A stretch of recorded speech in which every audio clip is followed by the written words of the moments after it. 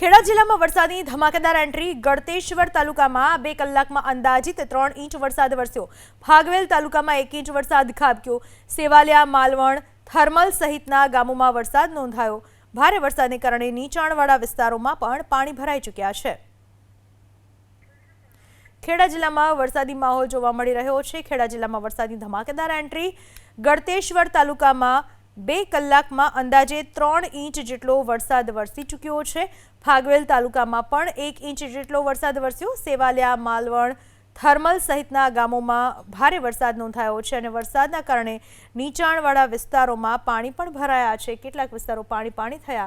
વહેલી સવારથી જ વરસાદી માહોલ સમગ્ર ખેડા જિલ્લામાં જોવા મળી રહ્યો છે। ખાસ કરીને ગળતેશ્વર અને ફાગવેલમાં વધારે વરસાદ જોવા મળી રહ્યો છે। ગળતેશ્વર તાલુકામાં 2 કલાકમાં અંદાજે 3 ઇંચ જેટલો વરસાદ વરસી ચૂક્યો છે। હજુ પણ વરસાદી વાતાવરણ યથાવત છે। સવારે 6 વાગ્યાથી 8 વાગ્યા સુધીમાં અંદાજે 3 ઇંચ જેટલો વરસાદ વરસ્યો ગળતેશ્વરમાં।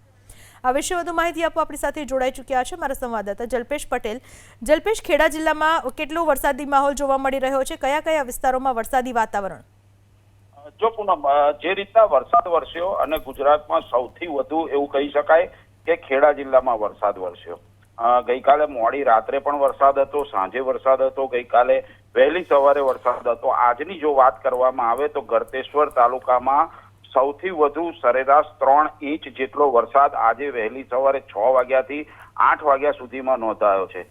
જેમાં સેવાલિયા, માલવણ, થર્મલ સહિતના ગ્રામ્ય વિસ્તારોમાં આ વરસાદ છે તે વરસી રહ્યો હતો। નીચાણવાળા વિસ્તારોમાં પણ પાણી ભરાયા હતા, કારણ કે સ્વાભાવિક રીતે જે રીતના વરસાદ વરસે અને જે નીચાણવાળા વિસ્તાર છે તે પાણીથી પ્રભાવિત થતા હોય છે, તે જ રીતના દ્રશ્યો પણ અહીંયા આગળ જોવા મળી રહ્યા છે। કહી શકાય હજુ પણ કાળા ડિબાંગ વાદળ છે।